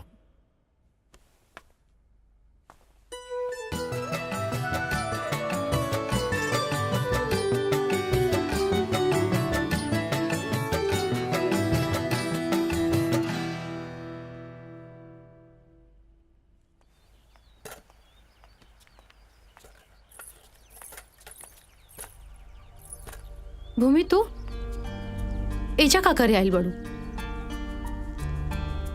भगवान जी से अपना पति के खुशी मांगे आइल बानी। कैसन औरत बाड़ू तू? पहले हमार भैया से शादी तोड़ के ओकर दिल तोड़ देलू, और अब राजा के नाम लेके हमार सामने हमार दिल दुखावा ताड़ू। 2 प्यार करे वाला के पूरा जिंदगी खराब कर देलू।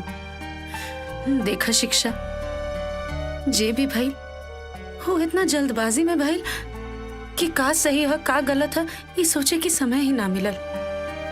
पर कहल जाला ना, भगवान 2 प्यार करे वालन के मिलावे खातिर कोनो ना कोनो रास्ता निकाल ही लेवेले। हम राजा के पत्नी तो बन गई नहीं,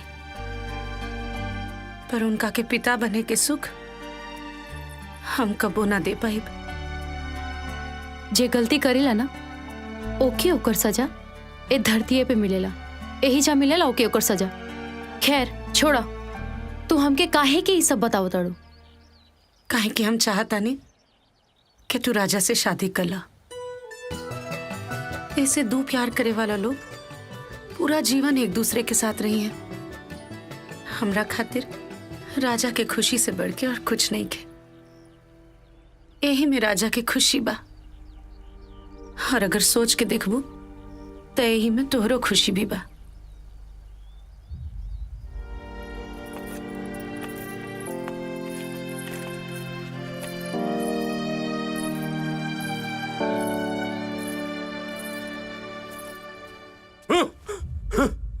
शिक्षा के बिया हुआ ना हो सकेला तो ना हो सकेला, हम कबो न हो देव। काहे? अरे अच्छा लड़का बा, अच्छा घर बार बा, तेरा का दिक्कत बा? अरे तोहरा के कोनो खबर बा का? जौन धोखा हमरे साथ भइल, ऊ धोखा हम शिक्षवा के साथ कबो न होके देव। अरे पापा, दुनिया में लइकन के कमी बा का? हाँ, जौन तू शादीशुदा लड़का के साथ शिक्षवा के ब्याह करावत बड़ा। हाँ अरे ओकर ब्याह ओकरे साथ भइल बा, भूमिया के साथ, जेकरा खातिर हमार रात दिन दिल जलत बा। अच्छा तो ई बात के तहरा परेशानी बा ना, हम ई बात खातिर ना परेशान बनी। जौन तारा के समझे की बा तू समझा, लेकिन ब्याह ना होई तो ना होई। काहे भैया, जब वो हमके पसंद करेलन और हम उनके, और घर में भी सबके राजी बा, तो तोहके का दिक्कत बा? का हमार खुशी में तोहर खुशी नहीं खे? देवर जी, शिक्षा के ब्याह की जिम्मेदारी तो हमनी के ऊपर बा ना। आखिर शिक्षा के ब्याह कहीं ना कहीं तो करही के पड़ी ना। वैसे भी हमनी के उनकरा से नीमन लड़का खोजले पे भी कहाँ मिली। हाँ तू ठीक कहत अड़ू बहू। अरे ये दोनों एक दूसरे के जानेलन, पहचानेलन, अच्छे से प्यार करेलन। तू चिंता मत करो बेटा, समझला, सब ठीक हो जाई। हम जाता नहीं, आज उनका के खबर देता नहीं। ठीक बा? तो ठीक बा, तोहरा के जौन करे बा करा, जहाँ ब्याह करवाए बा करवावा, लेकिन ब्याह के बाद कौनो गड़बड़ भइल ना तो हमारे पास मत आइहा, हाथ उठा दे। ठीक बा?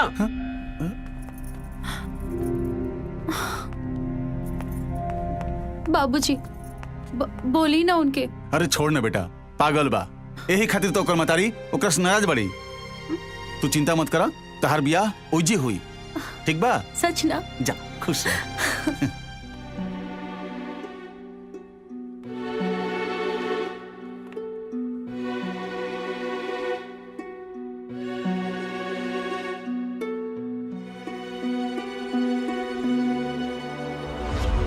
तोहरा के जौन करे बा करा, जहाँ ब्याह करवाए बा करवावा, लेकिन ब्याहे के बाद कौनो गड़बड़ भइल ना तो हमारे पास मत आइहा, हाथ उठा दे। ठीक बा?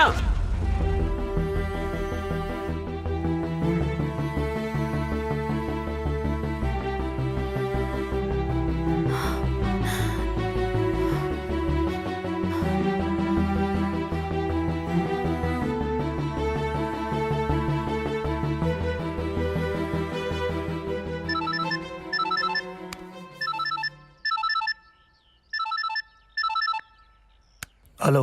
बस कुछ दिन के बाद बा, ओकरा बाद फोन कैले की जरूरत ना पड़ी। पूछा काहे? काहे खातिर? अरे बुद्धू, कुछ दिन के बाद हमने के बियाह हो जाए और हम ओकरा बाद तोहर सामने 24 घंटा रहब। का भइल? अच्छा छोड़ा, ही बतावा, भूमि से तलाक के बारे में बात भइल? हाँ बात भइल, तैयार बाड़ी। का बात कर तड़ा? इतना बोड़ खुशी हमसे अभी ले छुपैले रहला हा? बोला काहे?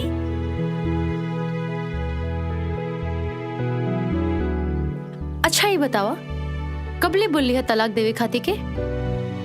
अच्छा ठीक बा, हम बाद में बात करता नहीं।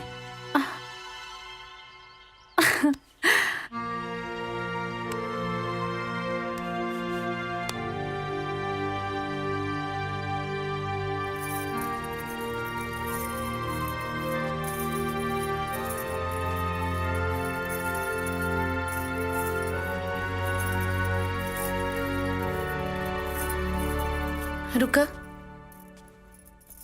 यहीं जावा, बैठा। का बात बा? का कहल चाहता रहा? इतना बेचैन काहे बड़ा? भूमि, एगो बहुत जरूरी बात करे के बा, लेकिन बोले के हिम्मत नहीं के होत। जब बात जरूरी बा तो कबले अपना अंदर दबा के रखबा? बोल दा। वो कहतिया कि वो हमसे तबे शादी करी जब हम तोरा के तलाक दे। हम ओकरा के समझावे की कोशिश कनी है कि इस सब के कोनो जरूरत नहीं है, दोनों लोग साथ में रह सकता और इनमें भूमि की कोनो प्रॉब्लम भी नहीं है, लेकिन हम तलाक देवे खातिर तैयार बानी। का? हाँ ठीक है तबा, वो एकदम सही कहा तारी। लोग अपन प्यार तो बटबे ना करेले, केहू अपना पति में बंटवारा कैसे सहली। चिंता मत करा, शिक्षा के बोल दिया कि हम तलाक खातिर तैयार बानी, जहाँ कहबा वहाँ साइन कर दे।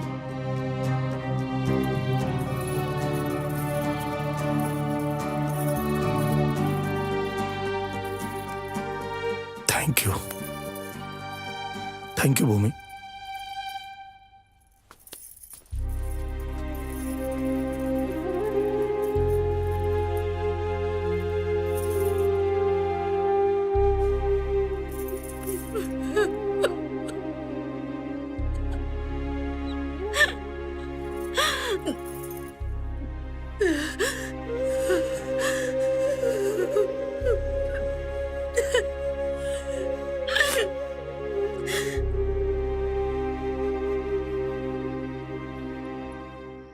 पहले तुमको इन लोगों ने इनकी दूसरी शादी के लिए मनाया और अब तलाक के लिए मना रहे हैं। तलाक चाहिए तुम लोगों को, तलाक चाहिए हैं? अरे 1999 कारगिल युद्ध में जब मुझे मौत छूकर निकल गई थी तो मुझे ऐसा लगा था कि भगवान मुझे किसी अच्छे दिन के लिए बचा लिए, लेकिन आज अपने घर में यह हालत देखकर, ये दिन देखकर मुझे ऐसा लगता है कि मुझे उसी वक्त शहीद हो जाना चाहिए था। भगवान क्यों बचा लिया मुझे ये दिन देखने के लिए, क्यों बचा लिया मुझे?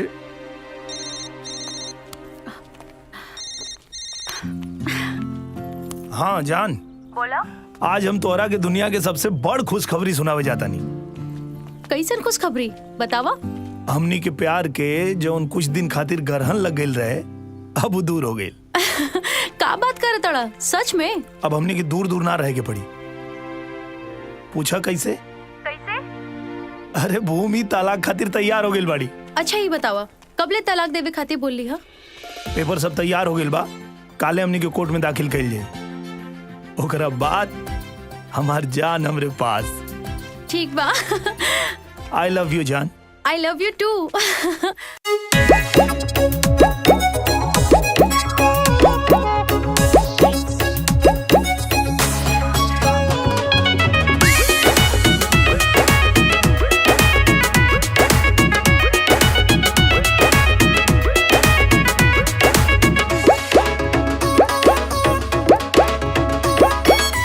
मन करे हार छन करवे में रही, दिलवा के हाल राजा कैसे के कही, झूलत रही झूला कबा। बाजत रहब ये धन आठरे पहर बन, पायल के घुंघरुआ तोहार। हर बाजत रहब ये धन आठरे पहर बन, पायल के घुंघरुआ तोहार।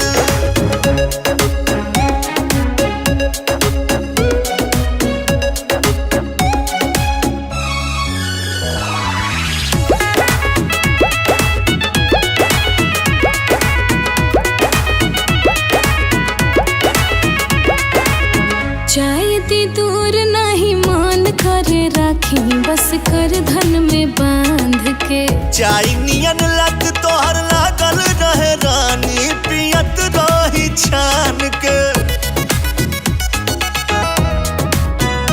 ए जायती दूर नहीं मान करे राखी, बस कर धन में बांध के। चाई नियन लग तोहर लागल रहे रानी, पियत रही छान के। देखते ही खत के ला प्यार, बाजत रहब ये धन आठरे पहर बन, पायल के घुंघरुआ तोहार। अरे बाजत रहब ये धन आठरे पहर बन, पायल के घुंघरुआ तोहार।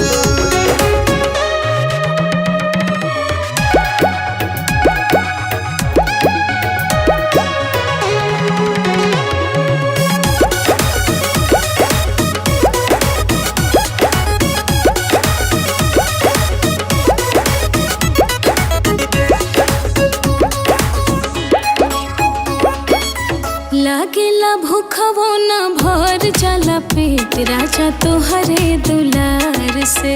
कोमल के काली जस कोमल अंगरानी चुमत रही प्यार से। हाँ लागेला भूखवो ना भर जाला पेट राजा तोहरे दुलार से।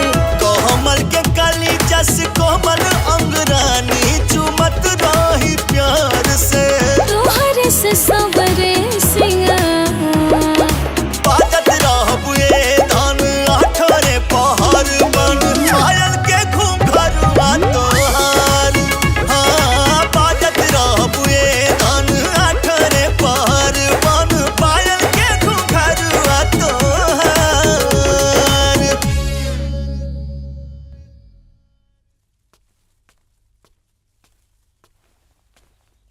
का भइल बे? बबलिया के बारे में सोचता रहेगा? हमार लव स्टोरी तो सक्सेस हो गई। तोर कहाँ ले पहुंचल बेटा? अरे बबली गल तेल लेवे। प्यार मोहब्बत बहुत बुरा चीज है। का भइल रे? बबलिया धोखा दे देलस का? इतना दुखियों के काहे बोलत रे बे? बस करा। जब से हम चाची के तोहरा प्यार में रोते देख ले बानी तब से हमार प्यार से भरोसे उठ गइल बा। पता ना चाची के रोवा के तहरा कौन खुशी मिलला।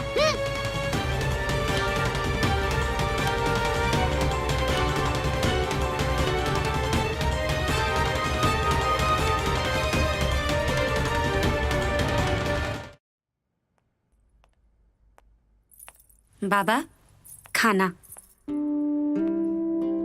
हमको भूख नहीं है खाने की, वापस ले जाओ। जाओ। का भइल बाबा? राउर तबीयत तो ठीक बा ना? अरे मेरी तबीयत बिल्कुल ठीक है, मैं एकदम अच्छा हूँ। ये बताओ तुम्हारी तबीयत कैसी है? हमके का भइल बा? हम तो एकदम ठीक बानी। बहुत ठीक हो। आओ इधर बैठो, बैठो जरा बैठो। हाँ इधर रखो। देखो बेटी, जब से राजा की दूसरी शादी तय हुई है ना, पूरा परिवार के सब लोग बहुत खुश हैं। सब खुश हैं, किसी को कोई समस्या नहीं है। लेकिन मुझे समस्या है, और मुझे इस बात की समस्या है कि राजा की दूसरी शादी के बाद तुम्हारा क्या होगा। पर बाबा हम तो खुश बानी ना, और बियाह के बादो खुश रहब। आप हमारी चिंता मत करी। अरे पगली, अरे तू किस मिट्टी की बनी है रे? किस मिट्टी की बनी है? दुनिया की तू पहली औरत होगी जो अपने पति की दूसरी शादी से खुश है। कोई औरत दूसरी शादी से खुश नहीं हो सकती, नहीं हो सकती। बाबा अगर सवाल हमरे जिंदगी के रहत तो शायद हम कबो भी इतना बड़ फैसला ना ले रहती। पर यहाँ सवाल केहू और की जिंदगी, केहू और के खुशी के बा। और तुम्हारी खुशी का क्या? हमार खुशी जेकरा पास बल्लू जैसन इतना प्यार से चाची बुलावे वाला भतीजा होखे, रउआ जैसन अपन खुद के बेटी समझे वाला बाबा होखे, इतना प्यार करे वाला परिवार होखे, ओकरा खुशी के कौन कमी बा? हाँ हम एकदम खुश बानी। तुम खुश हो? हाँ हम एकदम खुश बानी। अब रउआ खाना खा ली, ना खाएं तब हम दुखी हो जाए। कुछ और चाहिए तो आवाज दे दें। मैं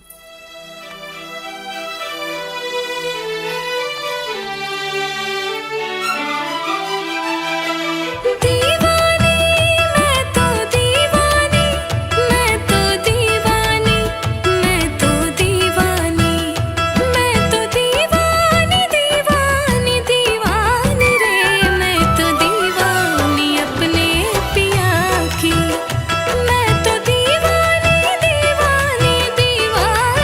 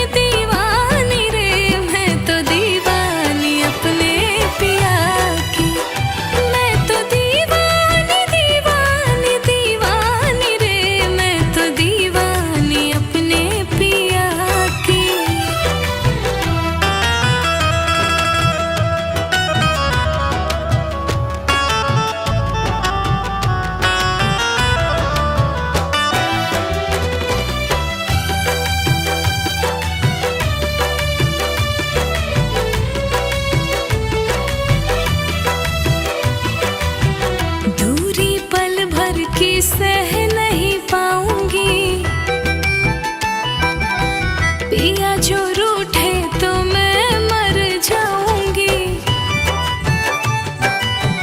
मेरी हर सांसों पे साजन का नाम है, मैं उनकी सीता वो मेरे राम है। सागर है वो में नदिया का पानी, संगम होते सफल होगी जिंदगानी। मैं तो दीवानी दीवानी दीवानी रे, मैं तो दीवानी अपने पिया की। मैं तो दीवानी दीवानी दीवानी रे, मैं तो दीवानी अपने पिया की।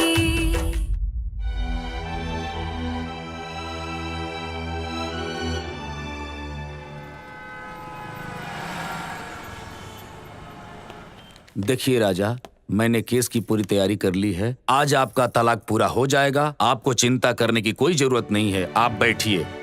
ठीक।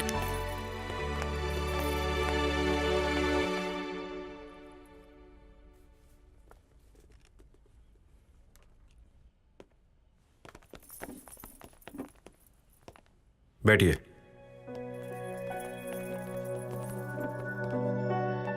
प्लीज कोर्ट की कार्रवाई शुरू की जाए। जज साहब, वैवाहिक जीवन आकर्षक और संपूर्णता से परिपूर्ण जीवन है, लेकिन यह तब संभव है जब जीवन सुखदायी हो और इसमें पति पत्नी के बीच में सामंजस्य हो, प्रेम हो, अटूट बंधन हो, विश्वास हो, एक दूसरे के प्रति समर्पित होने की ताकत हो। तब जाकर यह काम पूरा हो सकता है, वरना जीवन कड़वाहट से भर जाएगा। मेरे क्लाइंट मिस्टर यादव ने इस रिश्ते की डोर की बुनियाद को मजबूत करने में कोई कोर कसर नहीं छोड़ी। इन्होंने अदालत के दिए गए 6 महीने के वक्त को भी बर्बाद करके रख दिया और इन्होंने यह साबित किया मैं जीती भी अपने लिए हूं और किसी का ध्यान नहीं रखती। जज साहब, मैं एक बात स्पष्ट कर देना चाहता हूं कि जिस तरह से मिस्टर यादव ने अपनी समझ के साथ दाम्पत्य की डोर को आगे बढ़ाने का काम किया है, मिसेस यादव ने ऐसा काम नहीं किया है। मैं यकीन के साथ कह सकता हूं कि इनमें नारी होने का संपूर्ण गुण कभी विकसित हुआ ही नहीं। ये खाना खाना तो जानती हैं, लेकिन पकाना नहीं जानती। बड़ों का आदर करने के लिए और छोटों को प्रेम देने के लिए इनके पास कोई शब्द नहीं है। ये तो स्पष्ट कहती हैं कि मैंने तो इसकी पढ़ाई ही नहीं की है। जज साहब, आप सोचिए, रिश्तों की डोर को कैसे बांधा जा सकता है। पति पत्नी का रिश्ता आपसी प्रेम को विकसित करने के लिए होता है। पति पत्नी का रिश्ता एक दूसरे का ख्याल रखने वाला होता है, लेकिन इन्होंने एक दूसरे का कभी ख्याल नहीं रखा। आम जीवन में जब इतनी कड़वाहट है, तो इनके दाम्पत्य जीवन में कितनी कड़वाहट होगी, ये आप समझ सकते हैं। नतीजा आपके सामने है कि शादी के इतने दिनों बाद भी इनको कोई संतान नहीं हुई। इसलिए मैं यकीन के साथ कह सकता हूँ कि मोहब्बत सब तो जानती हैं, लेकिन उन्हें निभाने में इनका पसीना छूट जाता है। ये तो दोस्ती का 10 शब्द भी नहीं जानती। दोस्त एक दूसरे का पूरक होता है, वैसे ही पति पत्नी का रिश्ता होता है। एक दूसरे के कष्ट में साथ देना एक पत्नी का धर्म होता है, लेकिन अपने पति के परेशानी से इनका कोई लेना देना नहीं है।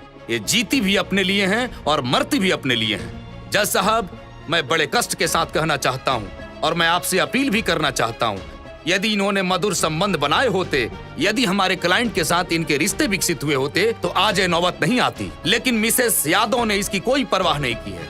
इसलिए मैं आपसे दरख्वास्त करता हूँ कि जो अर्जी मैंने आपके पास लगाई है, उस तलाकनामा पे आप हस्ताक्षर करके इन्हें नई जिंदगी दें। मिसेस यादव, आपको अपने बचाव में कुछ कहना है?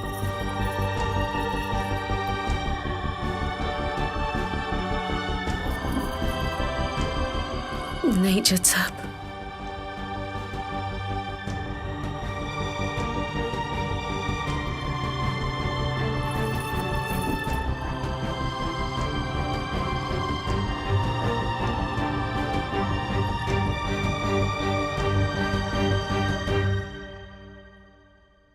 हिंदू मैरिज एक्ट 1955 धारा 13B के तहत मैं ये फैसला सुनाना चाहता हूं कि मिसेस यादव और मिस्टर यादव के तलाक। आई एम सॉरी जज साहब, हमारे तलाक के लिए जो वकील साहब ने दलीलें पेश की है, मैं उससे सहमत नहीं हूं। राजा, माफ कीजिए वकील साहब।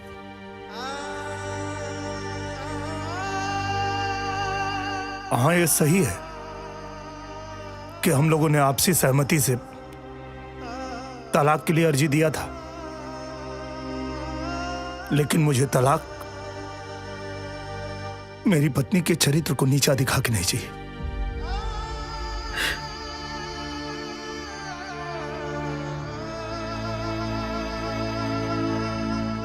नहीं जज साहब,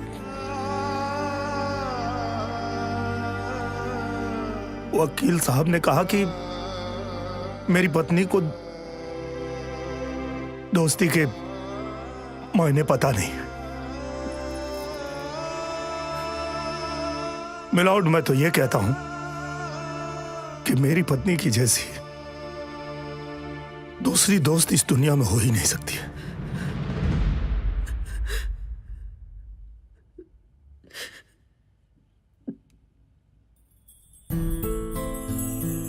रही बात मेरे परिवार की,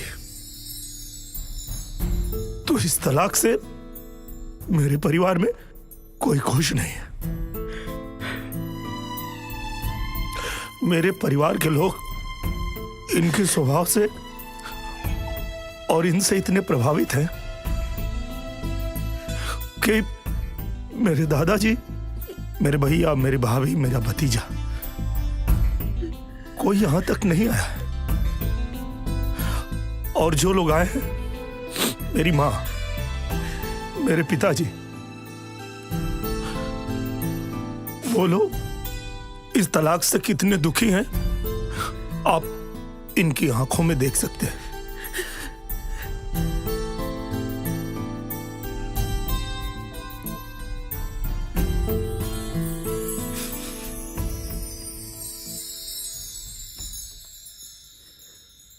जज साहब, जो औरत मेरे परिवार की खुशियों के लिए अपने सुहाग की बलि चढ़ाने को तैयार है, वो कोई साधारण औरत नहीं हो सकती। जज साहब,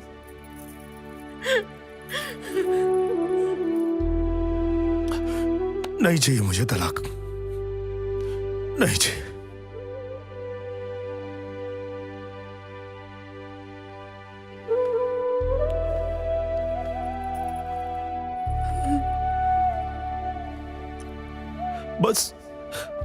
बस इतने ना कि तुम आई ना बन सके लो। नहीं के जरूरत हमरा कौन बच्चा के ऐसे तोहरा पे झूठा इल्जाम लगा के हमके दुनिया के कोनो सुख ना चाहिए।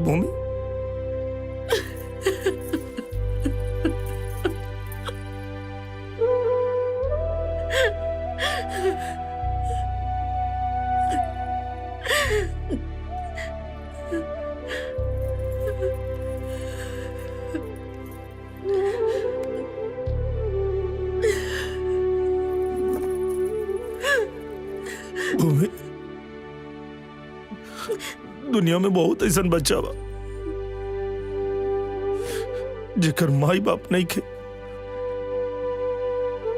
हमनी के कोनो बच्चा के गोद ले लेवे के,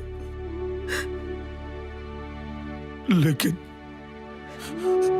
तोरा ऊपर इतना बड़ लांछन लगा के हमके नहीं गिराए के।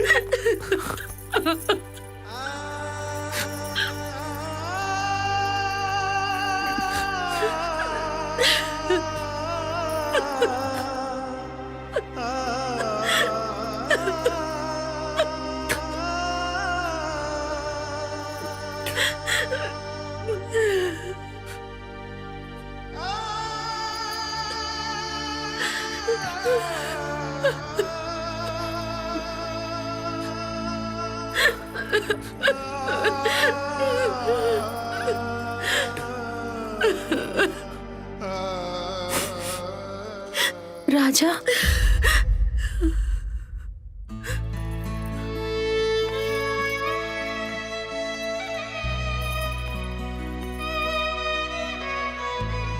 एगो प्रेमिका होखला के नाते बहुत दुखी बानी, लेकिन एगो औरत होखला के नाते बहुत खुश।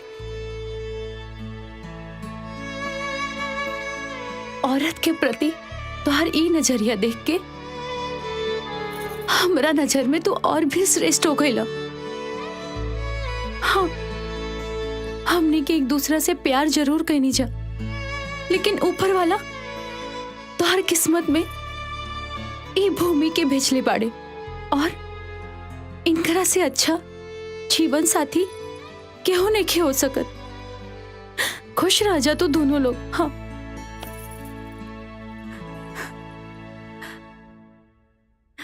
बाय।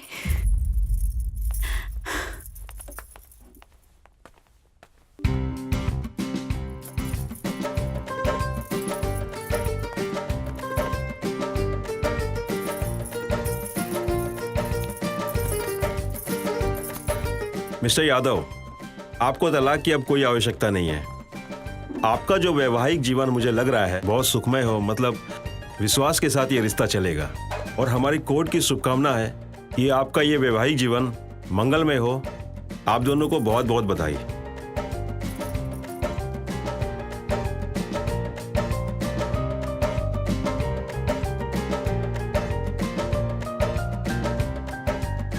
अरे भाई रुको रुको रुको, कहानी का असली सच ये नहीं है कि भूमि माँ नहीं बन सकती। असली सच ये है कि भूमि ने बच्चा न होने का नाटक रचा था ताकि राजा को अपना प्यार, शिक्षा मिल जाए और दोनों हंसी खुशी जिंदगी में रहें। भूमि की जितनी भी प्रशंसा करें उतनी कम है, क्योंकि उसके दिल में पति के प्रति प्रेम भावना का त्याग मानव संसार में सदियों तक याद रहेगा।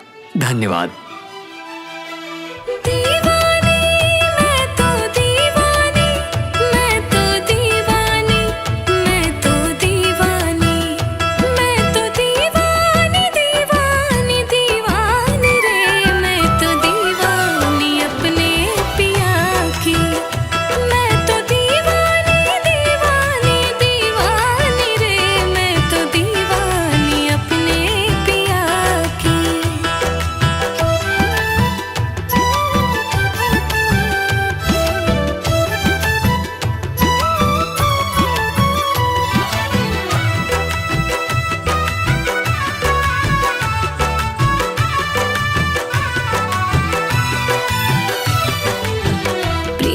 साजन की हुई मैं बावरिया,